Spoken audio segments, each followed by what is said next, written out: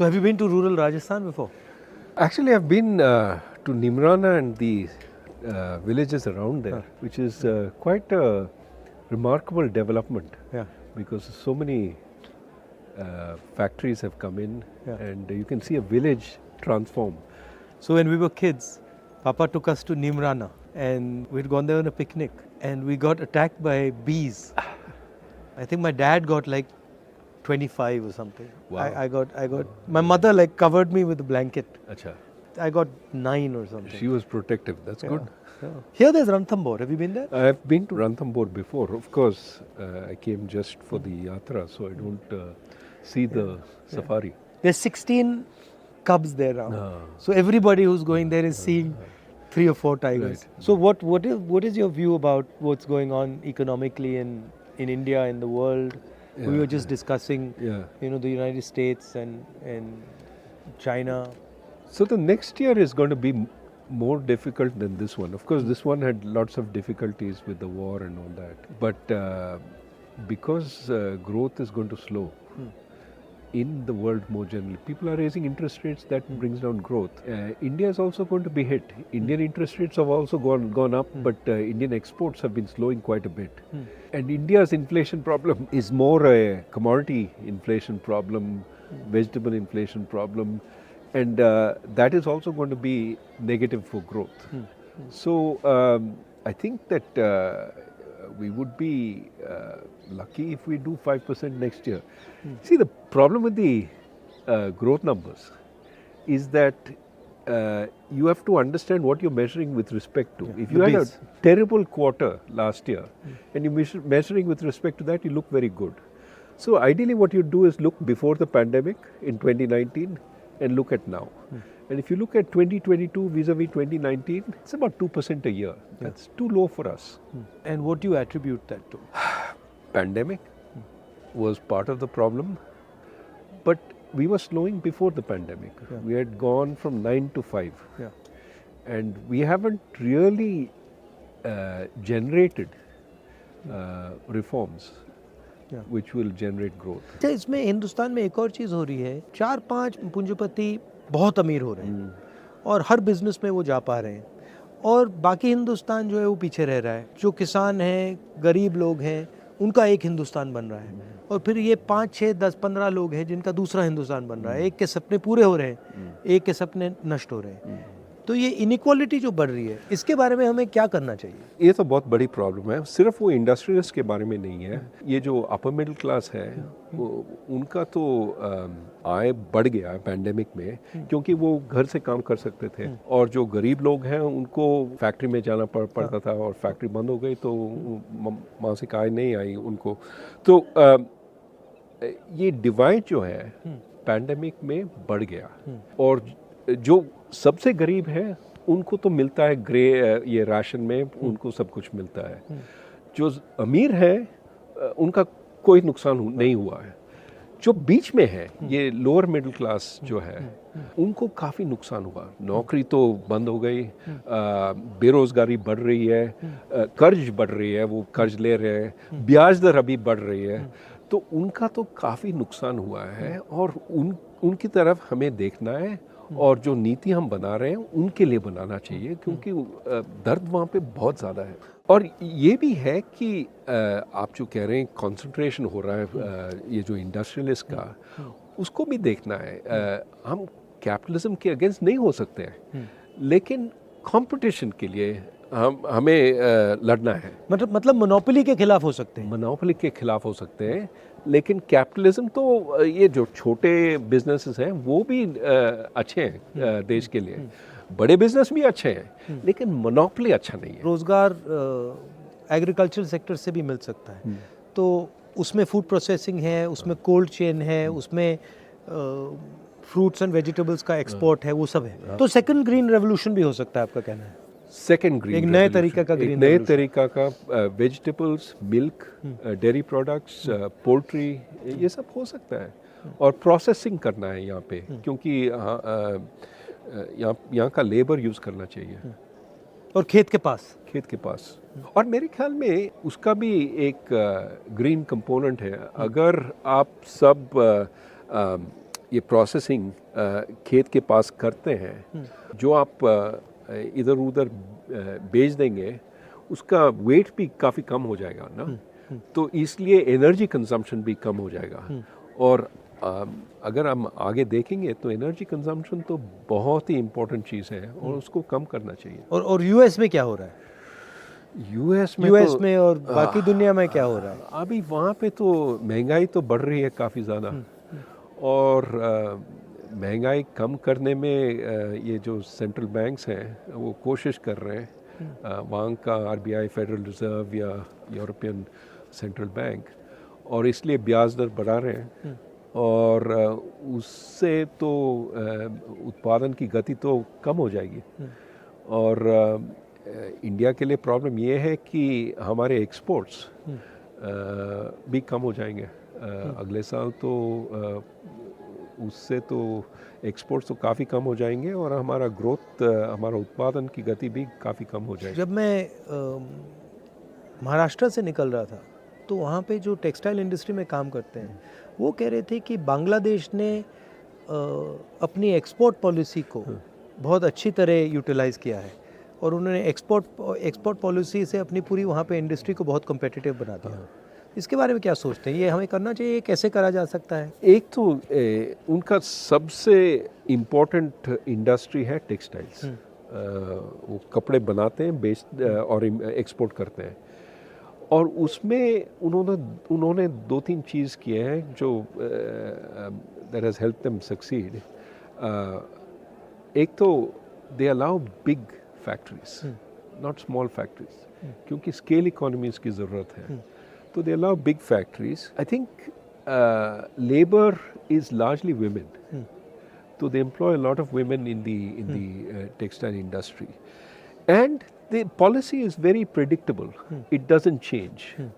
So that industry has just taken off because it's using low-skilled workers. On my way, I found out that जो बेल्लारी है वो jeans production का centre था, और वहाँ पे 4.5 लाख लोग काम करते थे। कपड़ा गुजरात से आता था और स्टिचिंग बेल्लारी में होती थी, और वो लोगों के घरों में होती थी। कोई एक पीस बनाता था, कोई सिलता था, कोई धोता था, वो पूरा डिसेंट्रलाइज था सप्लाई चेन। और जीएसटी और नोटबंदी ने उसको ख़त्म कर दिया, और वो एक्चुअली वो इंडस्ट्री अंग्रेज़ों के टाइम से है।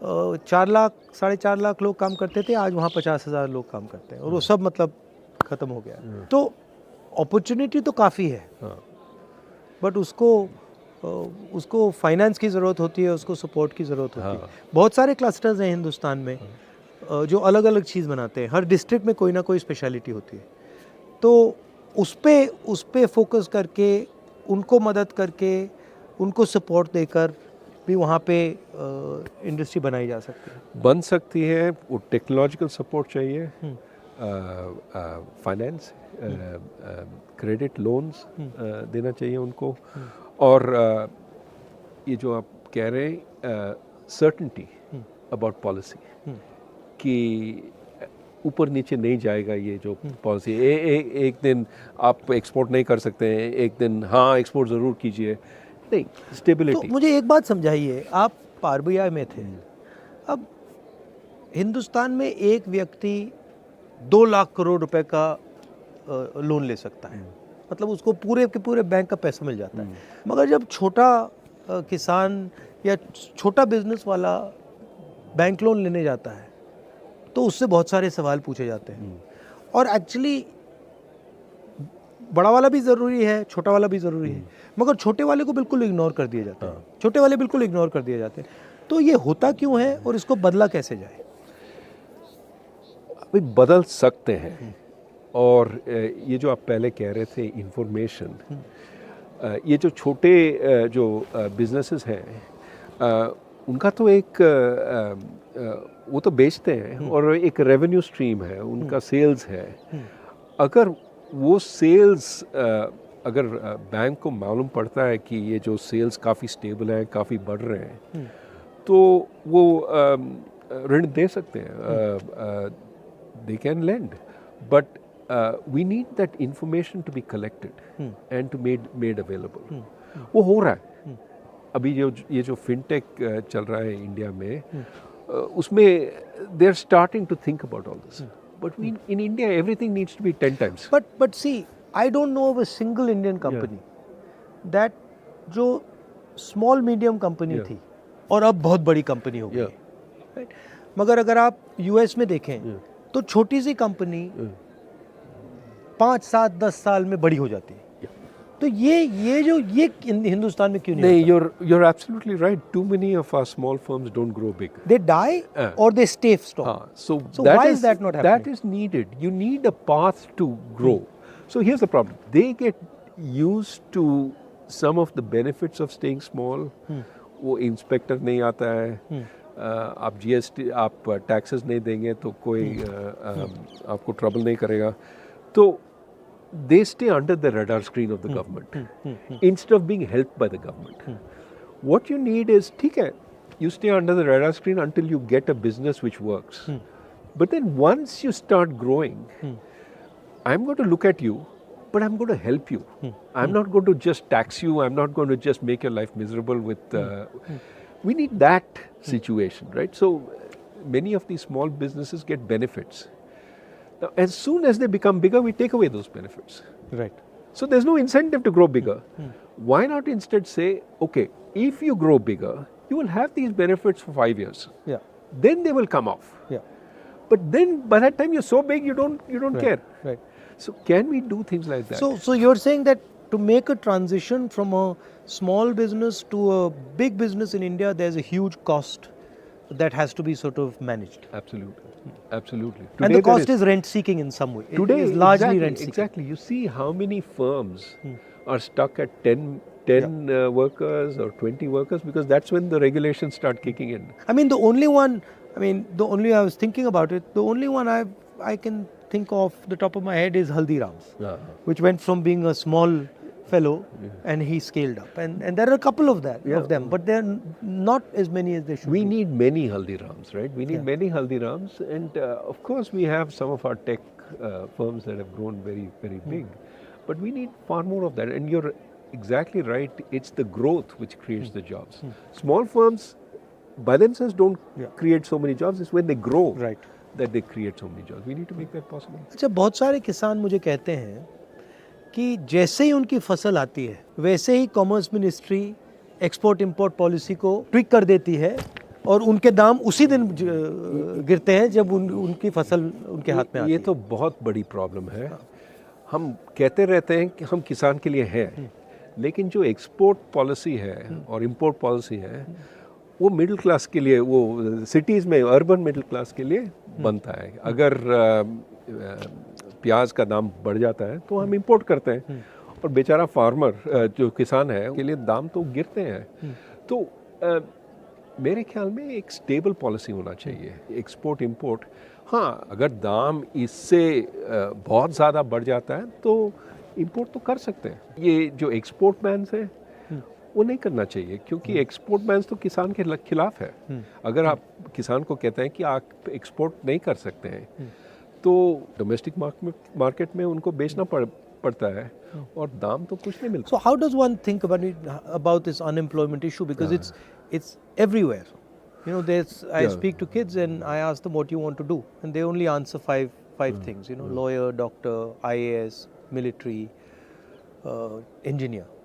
And so the imagination is, for most kids in India, is that we can only do these 5 things. And then the other thing is, most of them are not hopeful of getting even those jobs. नहीं, बेरोजगारी तो बहुत बड़ी problem है. और बात यह है कि लोग सिर्फ सरकारी नौकरी चाहते हैं क्योंकि उसमें पेंशन है, ये है, वो है और सिक्योरिटी है. और वो ढूंढते हैं, इम्तहान देते रहते हैं. और आप जानते हैं कि बहुत ही कम लोग सरकार में काम कर सकते हैं. अगर आप पूरे जो नौकरी है सरकार में आप उनको अगर ओपन भी करते हैं तो ज़्यादा से ज़्यादा 1%, 2% वहाँ पे एम्प्लॉय हो जाएंगे. तो इसलिए मेरे ख्याल में हमें प्राइवेट सेक्टर को बढ़ाना है, क्योंकि वहाँ पे नौकरी रोज़गारी आगे बढ़ा सकते हैं वहाँ पे. और एक तो प्राइवेट सेक्टर, एक एग्रीकल्चर में अगर हम टेक्नोलॉजी ले आते हैं वहाँ पे तो वहाँ पे भी नौकरी पैदा हो सकते हैं। और ये जो फॉर्मल सेक्टर है हम सिर्फ मैन्युफैक्चरिंग को देख रहे हैं, ये PLI स्कीम वगैरह, लेकिन हमें सर्विसेज को भी देखना है कि क्योंकि सर्विसेज में नौकरी काफ़ी ज़्यादा नौकरी पैदा हो सकती है। और आप पहले कह रहे थे कि अब एक नए तरीके की सर्विसेज की नौकरी आ रही है। ज़रूर। आजकल ये जो कंसल्टिंग फर्म्स हैं वो पहले अमेरिका में बेचते थे अपने सर्विसेज और इंडिया में बैक ऑफिस का काम करते थे, ये पावर पॉइंट प्रेजेंटेशन ये वो। आजकल वो इंडिया में कंसल्टेंट्स एम्प्लॉय कर रहे हैं, वो कंसल्टेंट्स काम कर रहे हैं जैसे कि वो अमेरिका में हैं और प्रेजेंटेशंस दे रहे हैं जूम पे। They are actually as if they are working in America, which means they get much higher salaries. But इसके लिए अंग्रेजी की ज़रूरत है। अंग्रेजी की ज़रूरत है और हायर एजुकेशन की ज़रूरत है। और हायर एजुकेशन के लिए प्राइमरी एजुकेशन चाहिए, सेकेंडरी एजुकेशन चाहिए। तो अभी आप जानते हैं ये पैंडेमिक हुआ है और काफ़ी सारे बच्चे अभी स्कूल नहीं गए, 2 साल के लिए नहीं गए। ना सिर्फ सीखे नहीं 2 साल के लिए, लेकिन भूल भी गए। तो अभी देर 3 years behind there class, time ज़ाया हो गया उनका। हाँ, तो अब क्या करेंगे, हम उनको वापस ले आते हैं और we don't take into account कि they not able to deal with the class they're in. So the problem is we're going to suffer. These kids are not going to be able to do the high quality work. So we have to pay a lot more attention to education. One of the things that I'm noticing while I'm walking is what's being done to the small and medium businesses in this country. And, you know, the backbone of employment in the country, and all of them are complaining. And they're complaining of an unfair GST. They're complaining, of course, of demonetization, COVID, but they're also complaining of no support for small businesses, and most of them can't ever imagine transforming from a small business to a big business. That just, it's not even in their mind. Like I asked them, you know, so do you see yourself actually scaling up? And they're like, well, no, that's impossible. So how do you think about that issue? No, so we have gone about this process of maybe unintended formalization. Demonetization forced a lot of companies that were informal to go out of business. GST is forcing a lot of small companies that earlier didn't pay significant taxes. Now it's forcing them to pay taxes, and they're uncompetitive if they start paying taxes. So this dual economy is being shut down. And of course, you know, you need to create some reason for them to become formal. If, for example, they could get more credit from the bank as they became more formal, they could show their receipts, they could show but credit is also very slow right now. So the benefits of formalization are not there, the costs of formalization are there. Right. And so many of them are hurting. Now, what is true is as they shrink, our bigger firms are doing very well because they're occupying some of the space. So in a sense, the inequality between firms is increasing. You look at profitability amongst the big firms, it's very good. And they could also raise money during the pandemic, which our small firms couldn't. What you want is to give the small fellow a chance to sell and not put a whole lot of burden on him. The big fellow can take care of paying the taxes and all that. तो ये अगर आप हिंदुस्तान की history देखें, एक बहुत क्रांतिकारी कदम स्वतंत्रता आंदोलन से आया, उसके बाद हरी क्रांति हुई, उसके बाद सफ़ेद क्रांति हुई, उसके बाद जो कंप्यूटर रेवोल्यूशन हुआ, तो अब क्या रेवोल्यूशन हो सकता है? 2 तरह के रेवोल्यूशन है। एक तो मैं अभी हम बात कर रहे थे सर्विस रेवोल्यूशन।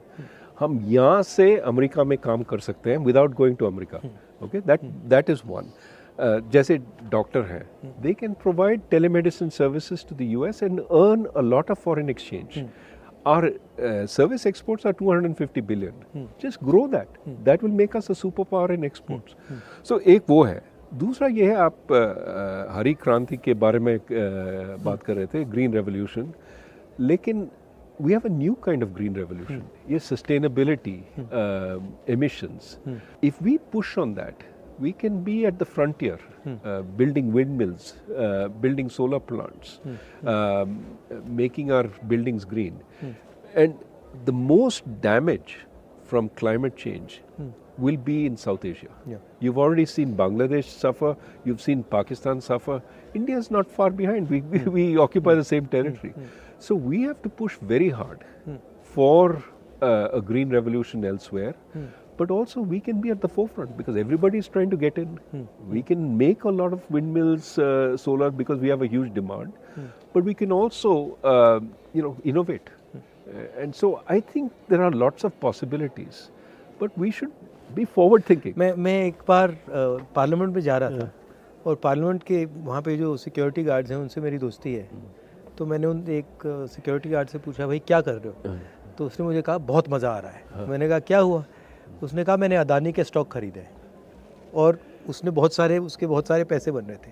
मगर मैंने सोचा कि वो सैलरीड क्लास का है और ऐसा काम करना उसके लिए काफ़ी रिस्की है, मगर उसको रिस्क नहीं समझ आ रही.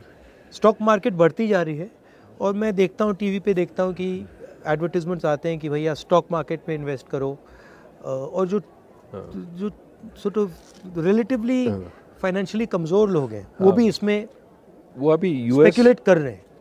तो इसमें काफ़ी रिस्क होता है. तो इसके बारे में आपकी क्या राय है? जो रिटेल इन्वेस्टर है बिल्कुल नया है और मतलब थोड़ा सा पैसा है उसके पास, वो पूरा का पूरा इसमें डाल रहा है. ज़रूर, वो समझते नहीं है. वो देख रहे हैं कि इसका रिटर्न बहुत ही अच्छा है तो इसमें हम पैसा डालेंगे. लेकिन प्रॉब्लम ये है कि वो एनालाइज नहीं करते कि रिटर्न क्यों है, कहाँ से आया. अभी आप देखते हैं अमेरिका में ये जो क्रिप्टो करेंसी का प्रॉब्लम है, वहाँ पे भी रिटर्न बहुत ही ज़्यादा था. बिटकॉइन 2-3 पैसे के लिए बिकता था, $67,000 तक पहुँच गया. अरबपति बन गए बहुत सारे. तो और अभी गरीब फिर से हो गए ना, क्योंकि उसके बाद गिरा है. और ज़्यादातर गरीब लोग वो तब खरीदते हैं जब $67,000 पे है, मतलब हाइट पे, और फिर वो देखते हैं कि बस गिरता रहता है. क्योंकि ये जो अमीर लोग हैं वो तब बेचते हैं और जिनके पास इंफॉर्मेशन नहीं है, जिनके पास वो फाइनेंशियल सोफिस्टिकेशन नहीं है, वो तब खरीदते हैं. मगर ये जो प्रॉब्लम है इन्फॉर्मेशन का प्रॉब्लम, ये हमने स्टॉक मार्केट की बात की, मगर ये इन्फॉर्मेशन का प्रॉब्लम मुझे लगता है, मतलब सड़कों पे चल के मैं सुन रहा हूँ, ये इन्फॉर्मेशन प्रॉब्लम बहुत गहरी है, ख़ास तौर से गरीब लोगों में, किसानों में, गरीब लोगों में. ज़रूर उनको इन्फॉर्मेशन मिलती नहीं है, दी नहीं जाती है. इसलिए हम कहते हैं कि कंज्यूमर प्रोटेक्शन होना चाहिए, कि उनको बताना चाहिए ये तुम्हारे हक हैं, these are your rights, and जो बेचते हैं they cannot violate these rights. Are you enjoying this? It's nice. You like it? How can you not enjoy this view? But also, it's. I think you're doing this सांप्रदायिक एकता और शांति के लिए आप पदयात्रा पे जा रहे हैं. I think that is something the country needs, regardless of what political party you're in. It has to be. Bharat को जोड़ना है. बिल्कुल. एंड पीस और शांति से, भाईचारे से फ़ायदा होता है. और अगर आप सोचेंगे, कोई कह रहा था कि आपने एक भाषण में ये कहा था कि which house can stand when the brothers are fighting? Yeah. It can't. They have to be. You have to have internal harmony to have external security. ये काफ़ी लोग कह रहे हैं हाँ we can fight internally, we will suppress this minority, suppress that, and we will be strong outside. नहीं हो सकता है. नहीं, ये एक बात है, मगर दूसरी बात जो उतनी ही ज़रूरी है कि आज की दुनिया में जहाँ अमेरिका, चाइना, यूक्रेन, सब जगह नफ़रत फैल रही है, उस दुनिया में हिंदुस्तान रास्ता दिखा सकता है. ज़रूर. और हिंदुस्तान बहुत बड़ा रोल प्ले कर सकता है. ज़रूर. और ये हमारी हिस्ट्री है, हमारा ये कल्चर है और ये हमारी स्ट्रेंथ है. या और लोकतंत्र भी हमारा स्ट्रेंथ है। और मेरे ख्याल में काफ़ी लोग, काफ़ी देश हमारी ओर देख रहे हैं कि इंडिया का क्या कहेगी, इंडिया क्या एग्जाम्पल सेट करेगी।